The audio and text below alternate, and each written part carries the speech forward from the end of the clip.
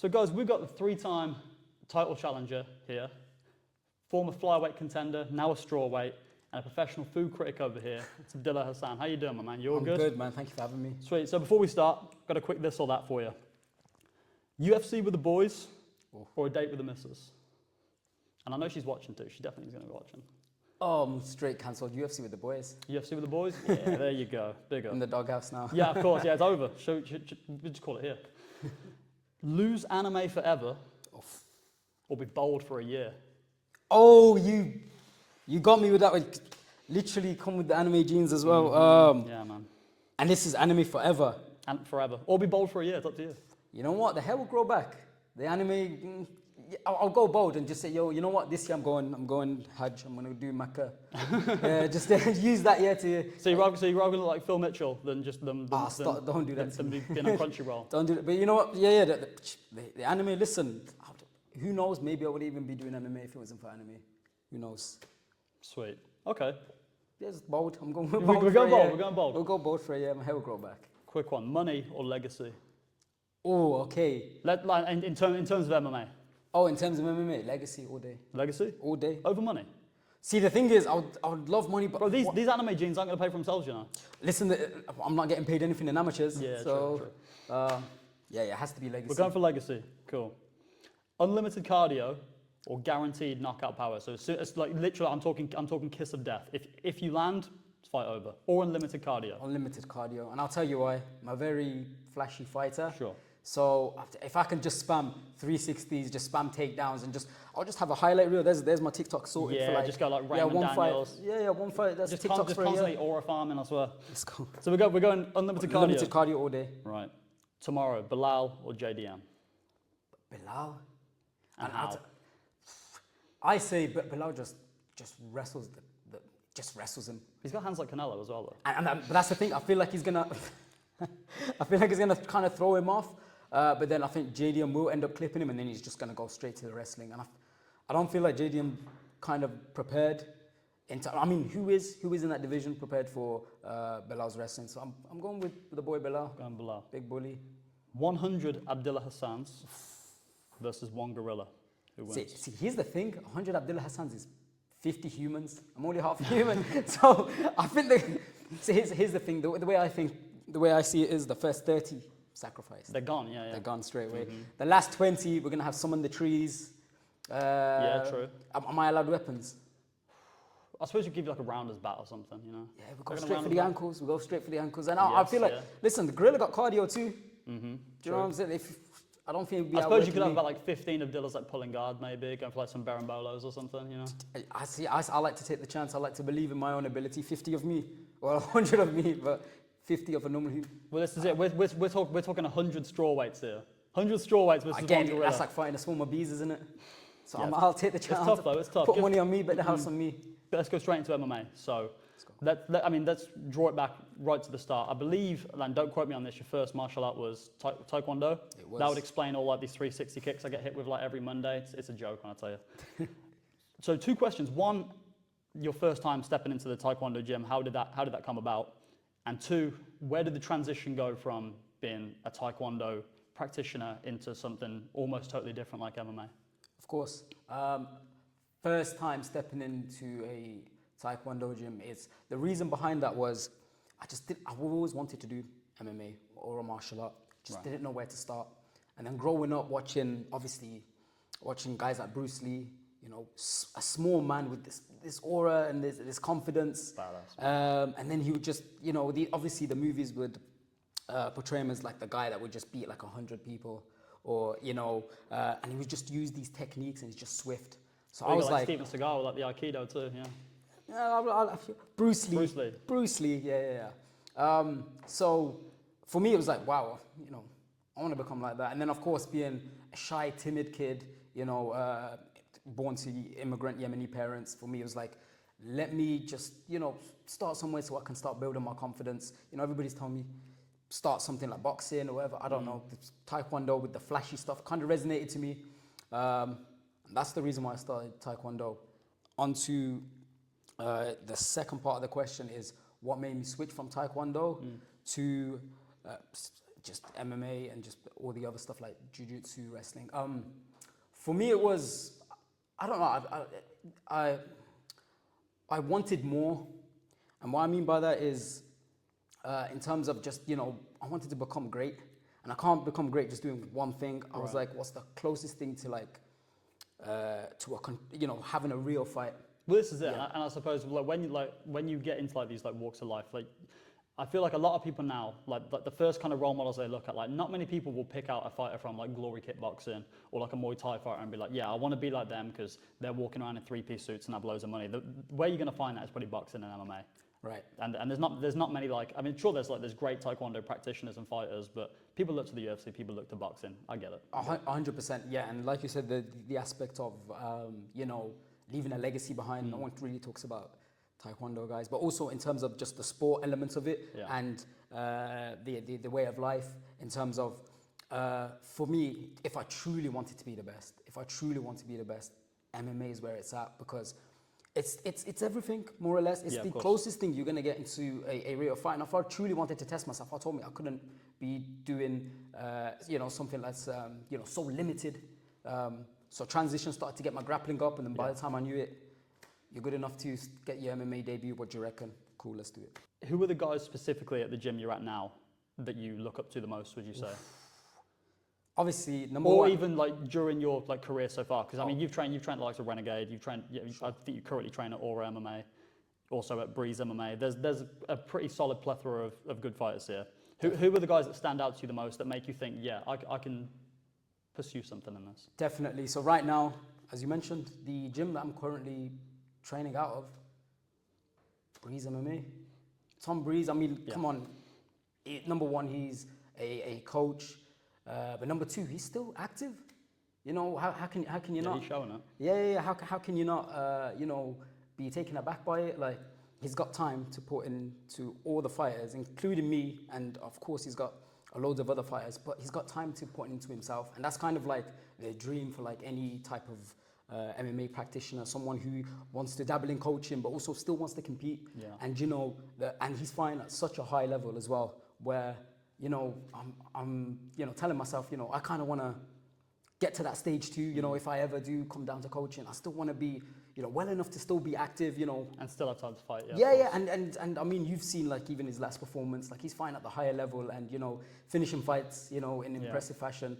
Of course, Coach Tom stands out a lot. I don't want to feed his ego, but Mo Zubair, my training partner, Mo Zubair, like, I see you, by the way. You're moving to welterweight soon. These traps are huge. Man, taking a leg kick from that guy. Do you think that you guys were once in like the same weight class as well? Tell me about it. Scary, Man. I mean, there's a reason why we've, thank God there's a 52 division now, because facing guys like him, no way. But yeah, Mo Zubair, like his work rate, insane. And, seeing like now he's on a tear as an undefeated pro. And he's the fighter's fighter in terms of, he'll take any fight, anytime, anywhere. And in terms of he's well-rounded as well. He's not one-dimensional. And, how can you not look up to a guy like that? Of course, number 3, and it's no particular order before he kills me, Mohammed Shazli. Yeah. The guy that's been in my corner since day one. Mohammed Shazli. I mean, just look at him like he's a phenom on the ground. He's been around. And he's got underrated striking for a big boy. Like a lot of people see as just his grappling, but his striking is insane as well. But yeah, those are the guys that stick out to me. But of course, down at Renegade, there's a ton of fighters over there who hardworking. How can you not look up to them? And Ash over there, Ash Beg has been in the game for such a long time, and the fact that he's brought me into this world as well, so I owe him that as well. And of course, just to put the cherry on top as well, Danny Khalid at Aura, I started off, I'll always have that kind of love for the guys at Aura because that's where I started my MMA journey. And Danny Khalid for Jiu-Jitsu, like, I feel like he's not talked enough in terms of Jiu-Jitsu. You got kids, 14, 15-year-olds, that would kill grown men, and that's, due to Danny Khalid's teachings. So of course, Birmingham, we're very lucky. We've got all these gyms, all these top guys, and I'm just very grateful to be around these guys. And if we branch out of Birmingham as well, and we look at more at a world level, and we go down to likes of strawweight, at flyweight, Are there any pro fighters that you looked up to growing up, or that you currently look up to now, that you say you take inspiration from? I know you're a Figueiredo fan, but he's getting big now. Figueiredo's going up to bantamweight. I know you're a big fan of Horiguchi. Yes, that's what we've got similar fighting styles with the bladed stance and the kind of karate style. Yeah, big fan of that. So, I mean, you've mentioned them too. So Davison Figueiredo, again, same bladed stance, but he's got, you know, just look at his fight with Brandon Moreno. You know, the instant scrambles. Which one? The strike. 4 of them, yeah. All 4 of them, all bangers. Of course, Demetrius Johnson, the GOAT. I mean, he's my greatest. You think so, GOAT? I think he is. I mean, you know, never failed a drug test. No. Had one of the most defenses. There's no controversies. It's just a shame that no one really was watching the little guys. It just goes to show how great he was, because he was so dominant. They didn't think he had any competition. What's the plan for you? Are you looking to stay at strawweight? Or are you looking to stay at flyweight potentially? Maybe put some size on. You've been hitting the gym as well. So what's going on? Strength and conditioning now. It's all these sponsors. I tell you, we'll shout them out. So it's the food and for me, as a guy who's fought at 57, at 55, and at 52, ideally I would love to go back to 57. I felt great at 57. But the problem is and the reason why I felt so great, there's barely a cut for me at 57. Yeah. And I think it's wise for my coaches to tell me that if I do want to go back up to 57, I would need to at least clean up the grappling a bit more, because that would you know, kill the deficit. Especially with a lot of people cutting weight as well. Like you look at and that's the problem. Like I don't want this to sound like sour grapes at all, but you look at flyweights like Tommy Mahoney. Tommy Mahoney is a big guy. Oh, he's for flyweight. And this is, I fought him third fight. Yeah. And when I can honestly tell you that he did not look strong, but when he was on top, I bear in mind, like I didn't cut too much weight at that weight, so I didn't feel drained or anything. There's no excuses. And he just felt big. And I can certainly attest that, because I mean, you weighed yourself Monday and it was like what, 57.5. Yeah. So it's like half a kilo cut, and he's probably doing, I don't know. I mean, I don't want to put words into his mouth. Well, he fought 61 in the last fight, so against Dave. Yeah. So he is quite big, like and there's a lot of flyweights like that. So it probably would make sense to go to strawweight. Yeah, and the thing is with Tommy as well, like, you know, and this is me giving him his flowers. Like he's amazing on the ground. Yeah, he's good. Like he's if the fight goes on the ground, like, let's be honest, 80% of the time he's gonna finish it. So if someone's got a grappling prowess and the weight as well, you know, it doesn't make sense for me to be up there at 57. Especially with the weight advantage, which kills the scrambles. And we saw in the 2 fights you had before, there was a lot of scrambles, there were a lot of reversals, a lot of full mount escapes and stuff. Some flashy stuff, you know, a lot of composure. Yeah, and it just again brings me back to 52 is a great division. Yeah. I'm glad they've bought a 52 division. Ideally, like I said, who doesn't want to cut weight? Nobody wants to cut weight, really. It's not on my bucket list, no. So I would love to fight at 57, and maybe I will, but I have to work on a lot of my weaknesses so I can, like I said, kill that deficit, or if I can put on size, of course. But 52, I feel like it's great because I walk around 58, 59, close to 57, and then cut into 52, and, you know, if I rehydrate it, great, I feel great in the fight too. So I feel like 52 is where I'm going to be at, and then who knows, when it comes down to professional, I'll go back up to 57. Speaking of teammates, I got a teammate trivia for you.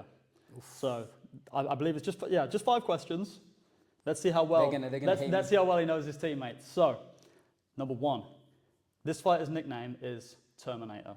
Oh, this is easy. This is Mo Zubair. All right, fair enough. All right, easy one. Okay, number 2, this fighter is a UFC, PFL, LFL, and BAMA veteran.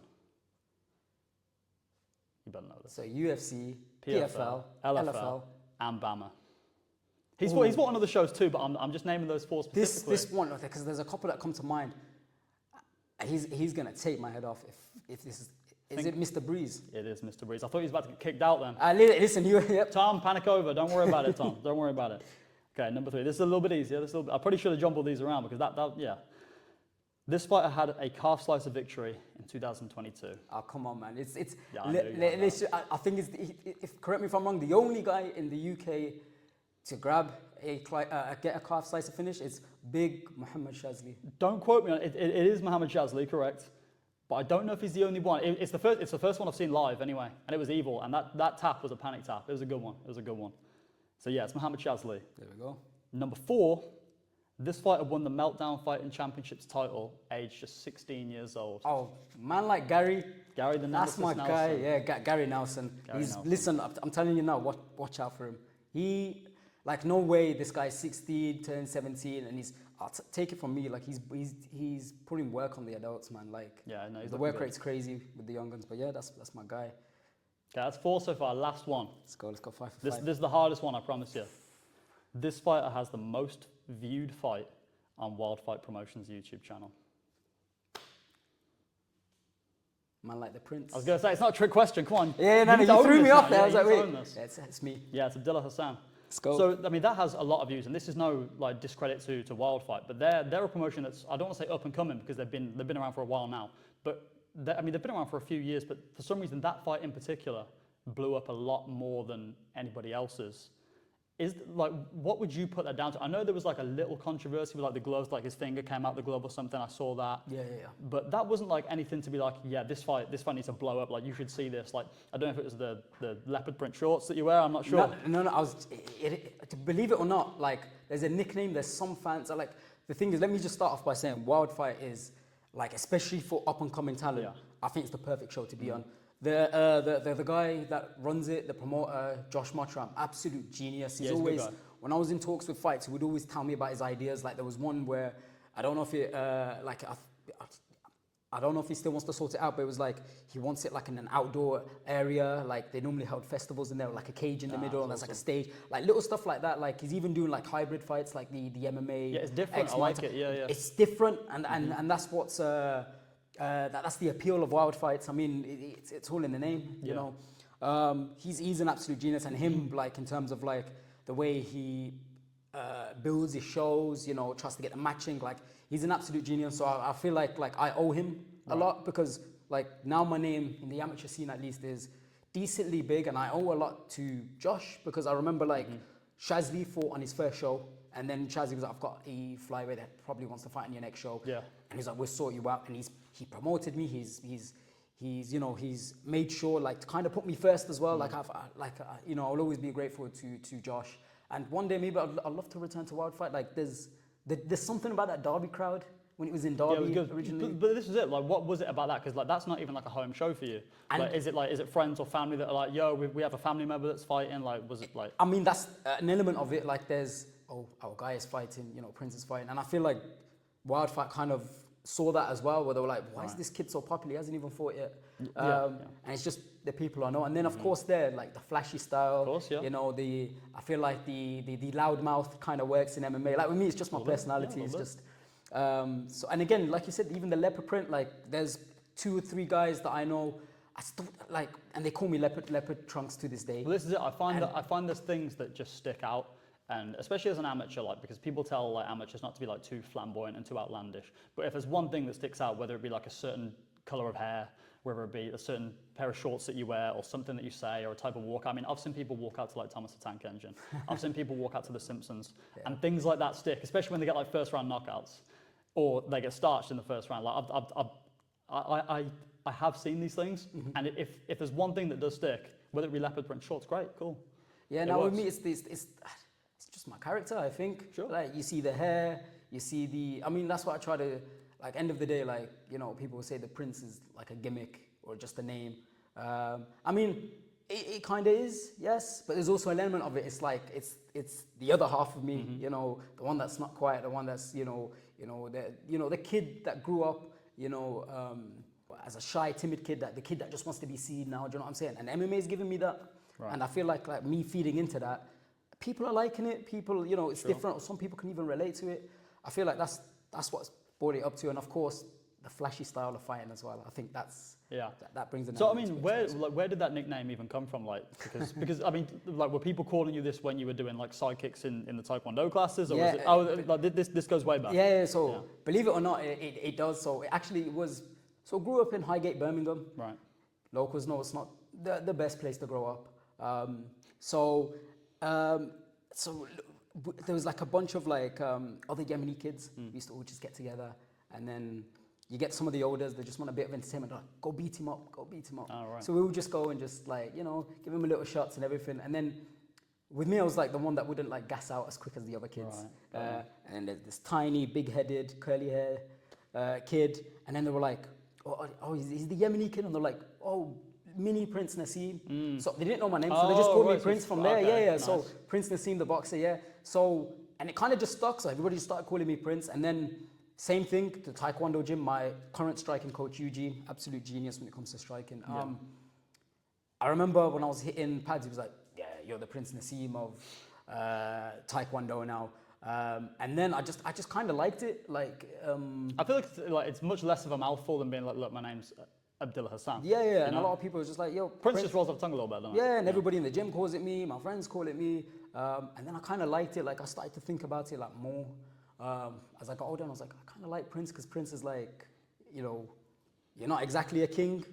I was going to say, because you're close because a prince. But this is it, because like I feel like if you was to call yourself to call yourself king is a little bit, and this is no knock to Bobby Green, but if you call yourself king, like it's quite heavy. It's quite a heavy toll to pay. Whereas Prince is a little bit more lighthearted, And I love it because it's like you're promised things, you're promised great things, you're promised the throne. But it's still to be. But you still need to earn it. Earned, you need to earn the people's affection, stuff like that. And I love that. And it's still, again, if I ever do become champion, I'm not going to change it to. I like Prince because it just makes everybody feel like they've got a chance. Yes, come get it. Yeah, and I mean on this journey, there's been a couple of cold moments. I think the way that you and I first ever interacted was from a video of a fight that you had, and it was talking to the camera. Like while the instrumental of Gangster's Paradise was playing. Yeah, the DJ cooked. Yeah, the talk about like impeccable timing. And then I was like, I thought, you know what, I'm gonna check this guy out, Fresh Prince of Arabia. Sure, I'll check it out. And then I saw there was another part where you were talking to the camera. I think you said Yemenis don't die. And I was like, all right, so this guy just talks. So I was like, this guy just talks to the camera all the time. It's like my signature. Is that just like a natural instinct or what? Yeah. So people think it's like my signature, or a bit like the Nate Diaz effect. But I just naturally do it. Yeah. It's just because my character is like a loudmouth anyways, small guy, loudmouth, the typical kind of Napoleon syndrome if you want. It's just natural. I just feel like it's the way of expressing myself. Like I like just, especially that one, the one that you originally found. It was a tough week because I accepted that fight on a week's notice. Yeah, let's talk and then about the opponent didn't show up, so I accepted the lightest guy they could find, and he had weight on me. And my coach was like, nope. Go home. You've done. I was like, I've cut the weight. I'm here now, yeah, I'm here. My friends are here. My family's here. And he was like, it's too risky. Anything can happen. We don't know anything about the guy. Obviously, finished the guy in 30 seconds. That's pretty quick. And it could have went horribly wrong, but it didn't. So for me, it was just me expressing myself because it was just the whole week. Keeping it in there. There was times where I just wanted to kind of like. It was just a way to express myself. Man. It's a lot, and like it's such a lose-lose situation to take a fight on short notice as well. Because I mean, I hate to like constantly go back to Mo. I know it's an interview for you, but I mean, Mo Zubair took a fight against Nathan Massey because his opponent wasn't even allowed into the country. And now, in years to come, people are going to look at his like Tapology or Sherdog and be like, well, he fought an 0-5 guy. I'm like, you can only beat what's in front of you. And he had a credible fighter who was forced to withdraw. There's not much you can do on the day. You just take whatever you can get because it's like, well, I just want to beat what's in front of me. And listen, this goes back to why I kind of admire him. And remember, I told you I kind of want to be that type of fighter where just listen. It's a fight, end of the day, and there's a difference between I think having an 8-week camp against a negative record guy. This I can't respect. Right. If you've got an 8-week camp and you're against a negative record guy or some type of journeyman, then different story. I would understand the criticism. However, if it's like last minute replacement on this, for me it was literally I was hitting pads in the back and they're like, yeah, we've got the lightest guy. We'll put him on the scales. It's 57.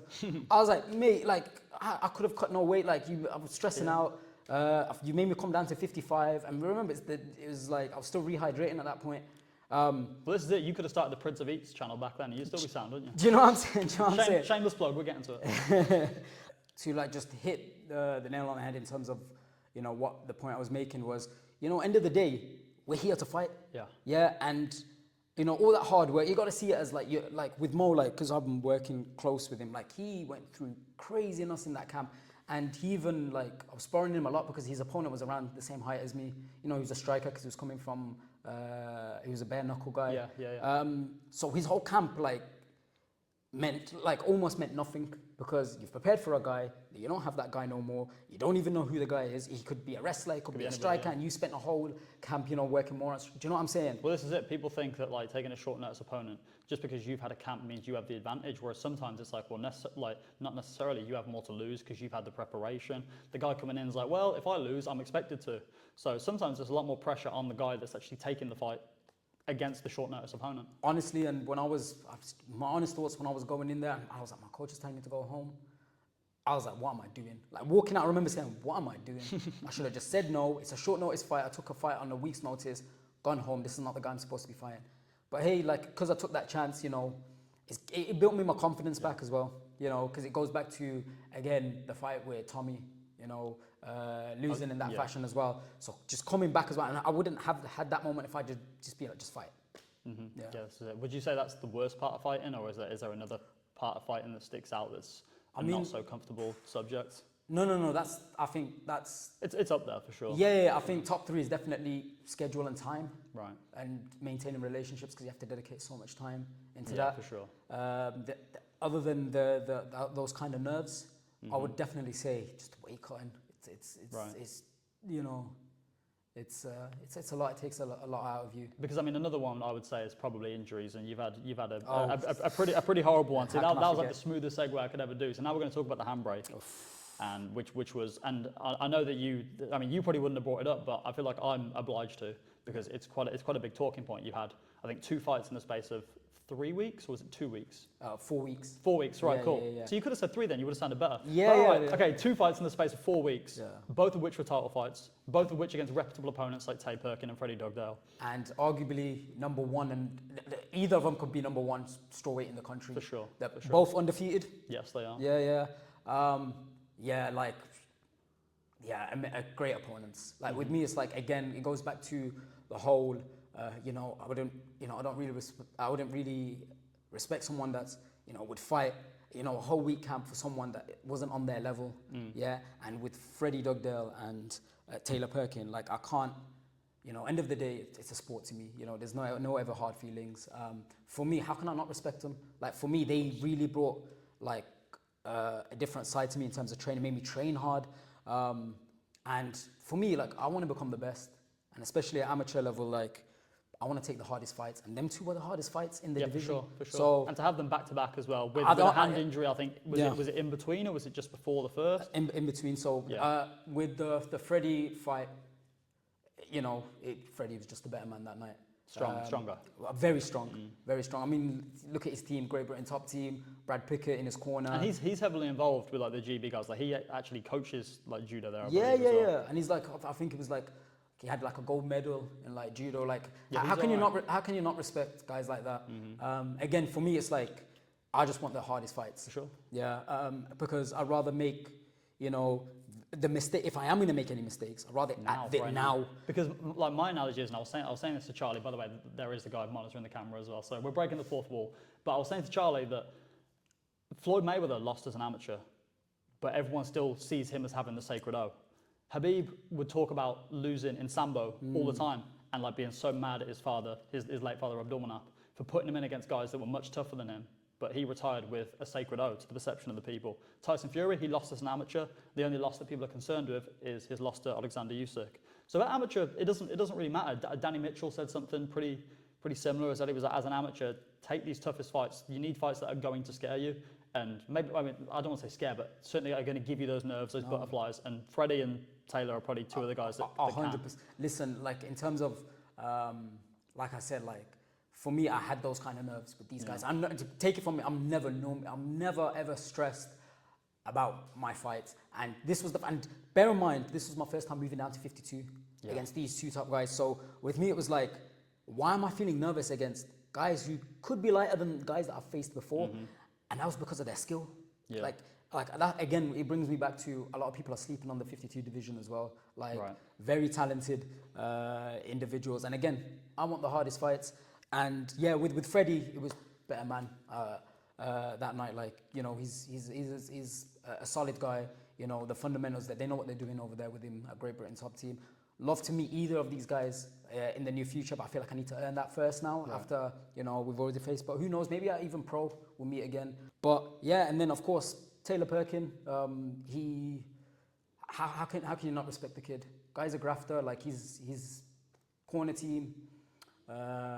You know, checked up on me after the fight. You know, they didn't need to do all that. His friends did as well. You can tell they're from, you know, a very respectful environment.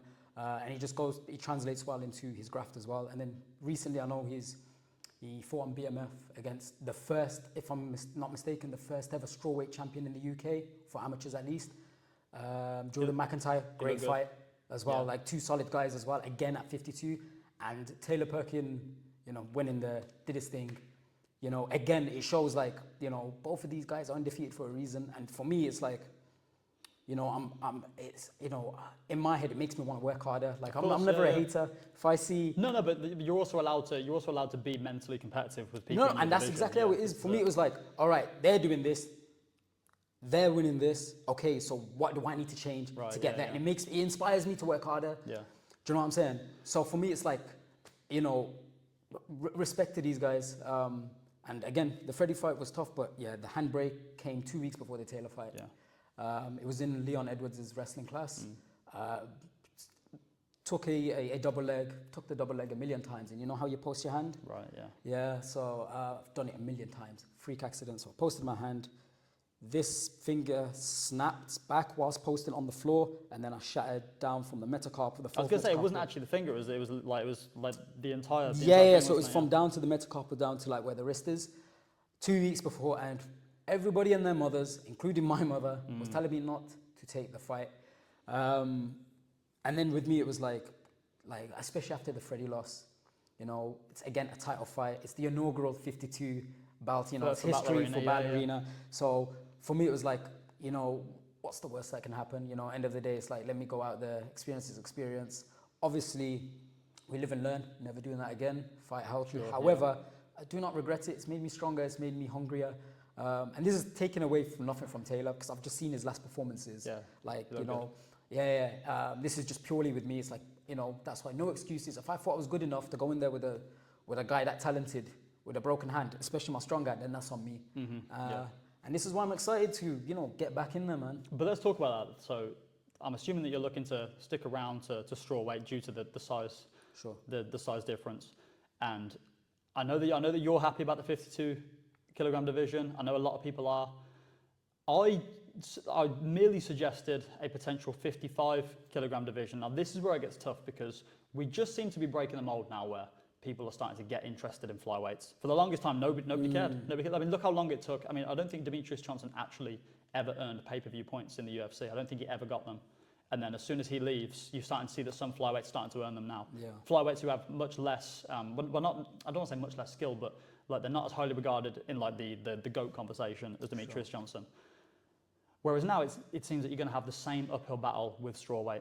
And the last thing you want is this like rock, paper, scissors. Well, not so much rock, paper, scissors, but it's because a little more than that. But it seems like there's a lot of like the same guys that you see at strawweight that are constantly fighting. And that's the problem. Is the issue a lack of strawweights, or is it the lack of recognition on strawweights? I think it's a bit of both, an element of both. I'll tell you, the thing is originally on paper, I would have loved the 55 division, because then I'm cutting a little bit. And then I'm going to be very big for 55. But then obviously the problem being you'd have flyweights thinking, oh, it's just another 2 kilos. And that's my problem. And that's my problem with 54, because we're still going to have, you know, flyweights who are big but not too big, will be willing, because you'll be surprised how much guys are willing. Like I've seen it in another reason why I've moved away from flyweight. You'll be surprised how many guys are willing to fight smaller guys. I feel like 52 is because it's such a hard cut. It's hard cut for me. Because it's such a hard, it deters this kind of weight bullies in terms of, you know, it levels out the playing field, because there's no one that small really. There's only a couple guys who could really honestly cut to 52. So for me, it was more of, I was like, you know what, I'm down for the 55. And then I thought about it, and then it comes to your point where, you know, there will be guys actually cutting to 55, you know, so that we wouldn't even eliminate the whole weight bullying thing. And with, I think you put it perfectly in like passing conversation, where you told me that 52 is now the new 57 in terms of like you've got the 5'3" to 5'5" guys now. We have spoke about this, because like now it seems like flyweights are like bantamweight size. Because back in the day, like you'd find that bantamweights are like 5'6", 5'7", kind of like Uriah Faber sort of size. Whereas now, like we've got bantamweights like Sean O'Malley, like Corey Sanhagen, Chito Vera. and Chito Vera, and these are pretty big guys that 5 years ago would be like, featherweight. And he goes. Which like seems you said, and this Frankie is what Edgar, this is he was champ at lightweight, and he was what 5 foot, like, which is crazy. BJ Penn, welterweight as well. Fought Lyoto Machida at heavyweight. And So I feel like divisions are changing. You know? It goes back to what you were saying again, recognition. Yeah. I feel like because one championship, there's a lot of small guys there. Like they eliminated that as well. That's why they've got a 52 division there. Yeah. A pro 52 MMA division, because they've got the demand for the smaller guys. Yeah. Because in that side of the world, there's more smaller guys. The smaller people, yeah. Yeah. But And also there's more of an appeal for it too. Yeah, and they sell it a lot in Yeah. terms of, they're going to be more dynamic, more technical fights because they're smaller guys. Yes. Yeah. And I feel like that's the problem with the 52 division. However, for me, I would like to think otherwise. Like me and Freddie's fight on Lion Fighting Championship, that was the main event. That's the main event, yeah. That was the strawweight title fight main event. Is that something you think we need more of? Just like 100%. give these guys the chance to headline the show? Or? 100%. Yeah. Like the promoter for that show, Leo, great guy. He was even telling me like it was electric, like, for the smaller guys. And this is why I kind of liked, it's just a shame it's just so far away from home, but LFC, that show, because Leo was like, he was willing to have the strawweights, and he was like, it's going to be electric because he understood that, there's high pace setting, and it's exciting. That's what the crowd want to see. What it is, yeah. Don't get me wrong, the crowd want to see knockouts, want to see finishes. But if you see constant guys, just instead of just staying on the fence, war wrestling or just on the ground, you want to see, them throwing hands or there's crazy scrambles. And he knows the strawweights will bring that. They do. So that's why he's put us in the main event. And I think even like, again, Battle Arena, when they made me and Taylor open the main card with the strawweight title. And Battle Arena have big cards too, don't they? Yeah. And that's what was, and that was a big card as well, to be fair. Again, shows like this that are promoting the strawweights now. Well, I feel like now it's the time to like stick with it. Again, a show that I would love to fight on, BMF. There's a reason they've got their first ever strawweight BMF champion. Yeah. They held a tournament. And I remember watching that tournament, I was thinking, wow, they have a 50. This is the first time I found out about a 52 division through BMF. But that was because they were willing to, put their chance, and put all chips in. And go back, look at that tournament, because I watched a bit, because I was like, I was thinking about entering, but this is before I moved down. Yeah. If you look at those fights, banger fights, you've seen guys throwing spin kicks, crazy scrambles, Well, this is crazy it. finishes. They're brilliant fights, and this is the annoying thing, because if you put like Demetrius Johnson was a welterweight, people would say non-negotiably that he is the greatest fighter alive, and people would watch him. Like pay-per-view sales would just be, for some reason, just like 3 times higher, all because of his size. I don't know if it's like some like weird like dissociation that like fans have. They're like, he's only 5'3". I think there's an element of that, definitely, because when you think of an MMA fighter, I immediately think lightweight, welterweight, middleweight, or around that, But I mean, we need to deviate from strawweight. We need to deviate from flyweight. We need to potentially go up to middleweight, because dude started his own food review channel. Yes, we're gonna talk about it. Prince of Eats on Instagram. Check it out. He's also on TikTok, I believe. Yes, I am. Yeah. So let's talk about this. How did this even originate? Okay, so I think it was passing comments from like friends and family where they were like, "You eat a lot when you're not dieting." I was like, "Yeah," and that's like everybody else. And they were like, "Why don't you just make a food channel?" Because normally I'll just post my stuff on Instagram anyways. People will pop up, where is this place? So I was like, you know what? Let me just do reviews. Maybe it was just meant to be a bit of fun. Turned out to be fruitful. Like I've already secured a sponsor.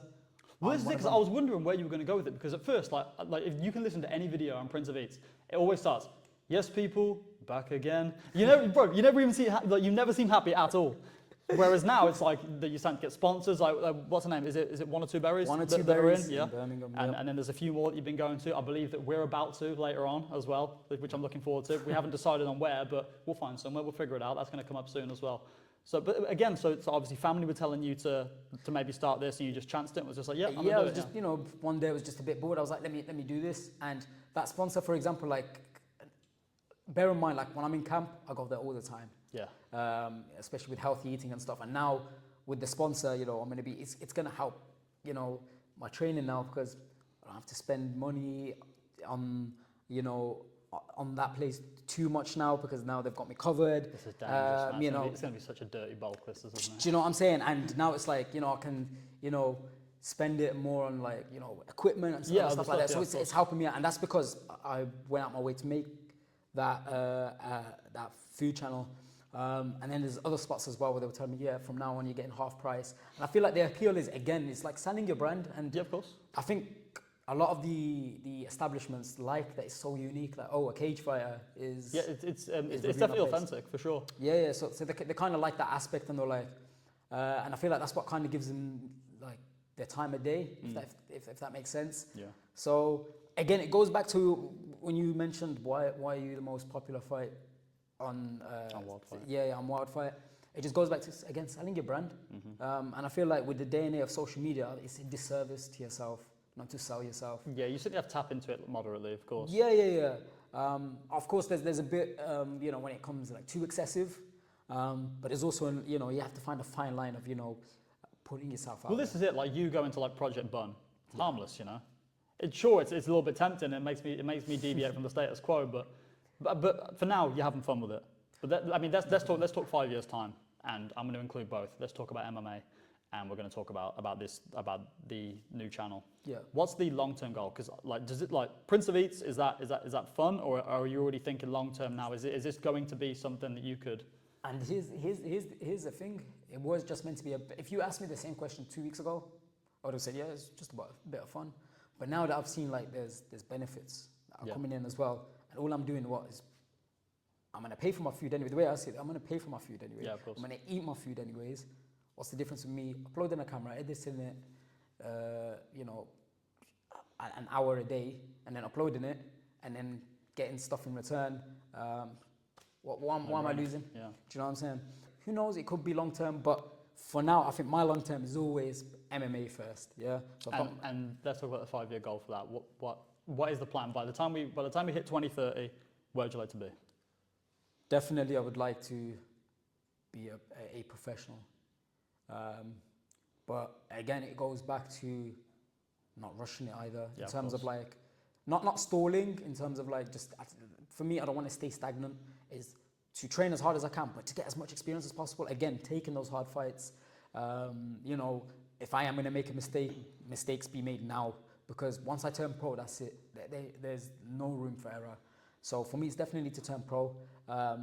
Hopefully, get on a big show, and of course, become a champion. And then there's the whole of like why I'm doing everything I'm doing, why I went to uni, why I taking care of my family, why I'm not out on the road like people I grew up with, why I even started MMA. It's to take care of my parents, to give back to my people, you know, to show that, you know, Yemenis are like, you know, they're about, you know. And I know right now this dream is still very there in terms of like the Yemeni people as well, like for me to put them on and, you know, to show the world what my people are about. You know, I've got, you know, I had two, 3 opportunities, didn't go my way, but that's you know, the way it was written. But I still think, you know, history is there to be made for me. Like, I know Ali Saheki, who fought on the MFL, who just turned pro. He was the first ever Yemeni amateur MMA champion, and there's no one else. So I could be potentially the second, and there's still room for me to be the first pro when I do make it pro. If he doesn't beat me to it, but for me, it's like my people are my people. If he gets there first, like, you know, right on, yeah, happy, do you know what I'm saying? Yeah. So, but again, it's still history being the second, like, you know what I'm saying? And yeah, for sure. And for me, that's long-term goal is for me to, again, it goes back to one of your first questions, legacy. Yeah. It's all for legacy. I want them There we go. the Full same way circle. I grew up and people were like Prince Nassim. We all knew who Prince Nassim was. Yeah. The Yemeni boxer who's like, you know, grew up in England, you know, put on these crazy fights. He had this flashy style, come out in the animal print. How can I not be inspired by that? You know, and I want to be like that in terms of in MMA. That's the dream for me. Yeah, and if we go even longer than 5 years, when all's said and done, and Prince Abdillah Hassan is retired, if we're talking legacy, what would you have liked to have accomplished? Are we talking 5,000 leopard print shorts? Are we talking UFC Venom shorts that are like leopard print custom? Yeah. You know, I remember you did say that. I think I did. Yeah. So obviously, every fighter's goal is to make it to the UFC. But I mean, I feel like sorry to interrupt, but I feel like by 2030, it's probably going to be like Eric's gear. They're going to be sponsoring the UFC. I'll see you, Rich. But who knows? Maybe Eric's gear leopard print shorts in the UFC. We'll find out. You know what I'm saying? I mean, yeah, like for me, again, goes back to, you know, like the ultimate goal for a fighter is to make it to the UFC. That's like, you know, It's how people call professional wrestling the WWE. yeah, it's like, yeah, exactly. It's like main event in WrestleMania Yeah. for the wrestlers. Do you know what I'm saying? Do you do UFC, bro? Yeah. Do you know what I'm saying? There's a reason, isn't there? So of course I would love to be to make it to the UFC for number one. But of course, be a champion. Once you become a champion in UFC, everybody's gonna know your name. And you've seen it same with like Ilia Topuria, like in terms of the way he's a superstar in Spain, back home. Yeah.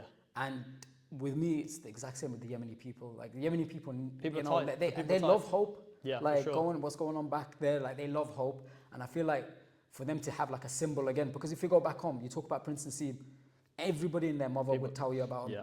So I kind of like that's kind of like, you know, my dream is like, you know, make it to UFC, become a champion, Yeah, it's and then solid that way my name's in the history books forever. And then again, legacy in terms of everyday life. I want people to remember me fondly. Yeah, and that could be through MMA. You know, he was the same way Habib. You know, the people talk about him. He's a humble guy. You know, he's great. I want the same to be said about me, but obviously more tailored to myself in terms of, you know, he was a great guy. You know, he made me laugh. You know, he was a humble guy. You know, he fought his heart out. He never gave up. That's what I want, and I feel like MMA has again given me that escape, but also it's giving me that platform to kind of accomplish these things. And it's long term. It's not just MMA. It's also life for me.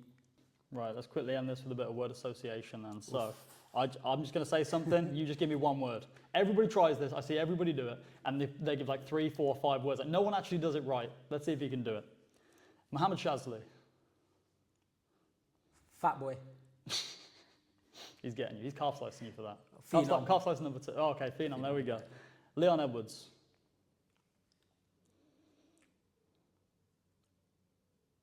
Great. Haters. It's like the first hardball question we got here. Which means shit in Arabic. Oh, okay, nice. We probably won't have to bleep that out, will we? Yeah. I mean, it's in another language though. Great, there we go, yeah, sure. Anime. Escape. MMA. Life. Birmingham. Home. Yemen.